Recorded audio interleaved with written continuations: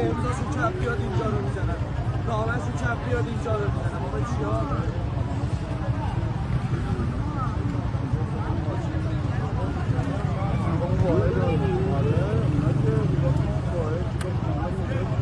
موشک همین الان اسرائیل حمله کرد، میرسه به زنده موشک زدن